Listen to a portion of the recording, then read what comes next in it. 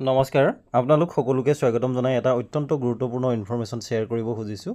আশা কৰিছোঁ আপোনালোকে ভিডিঅ'টো শেষলৈকে চাই ইনফৰমেশ্যনখিনি ভালদৰে জানি ল'ব, লগতে ভিডিঅ'টো সকলো শিক্ষক বন্ধু বান্ধৱীয়ে লাভ কৰিব পৰাকৈ শ্বেয়াৰ কৰিব বুলি আশা ৰাখিছোঁ। তেনেহ'লে আহকচোন ভিডিঅ'টোৰ মূল কথাখিনিলৈ আগবাঢ়োঁ। ছাৰ বাইদেউসকল, বৰ্তমান যি উৎকট গৰম পৰিছে, এই উৎকট গৰমৰ বাবে বিদ্যালয়সমূহৰ সময়সূচীৰ সালসলনি কৰা হৈছে। লগতে ইয়াৰ লগতে কেইবাটাও গুৰুত্বপূৰ্ণ নিৰ্দেশনাও জাৰি কৰা হৈছে। ছাৰ বাইদেউসকল, এইখন হৈছে কামৰূপ মেট্ৰ'ৰ ডিষ্ট্ৰিক্ট এলিমেণ্টাৰী এডুকেশ্যন অফিচৰ তৰফৰ পৰা জাৰি কৰা এখন অত্যন্ত গুৰুত্বপূৰ্ণ অৰ্ডাৰ। আৰু এই অৰ্ডাৰ অনুসৰি অহা 21 ছেপ্টেম্বৰৰ পৰা কামৰূপ মেট্ৰ'ৰ অন্তৰ্গত প্ৰতিখন চৰকাৰী তথা বেচৰকাৰী বিদ্যালয়ৰ সময়সূচী পুৱা 7:30 বজাৰ পৰা দুপৰীয়া 12:30 বজালৈ নিৰ্ধাৰণ কৰা হৈছে।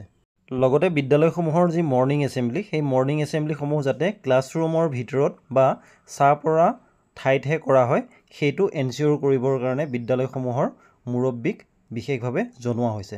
তাৰোপৰি ছাত্ৰ ছাত্ৰীসকলে যাতে পৰ্যাপ্ত পৰিমাণৰ বিশুদ্ধ খোৱা পানী খাব পাৰে, তাৰ বাবে সুব্যৱস্থা কৰি ৰাখিবৰ কাৰণে কোৱা হৈছে। আৰু ছাত্ৰ ছাত্ৰীসকলে যাতে ৱেষ্ট কোট বা টাই জাতীয় এই বস্তুবোৰ যাতে পৰিধান কৰি নাহে, সেইটো কথা উপদেশ দিবৰ কাৰণে কোৱা হৈছে।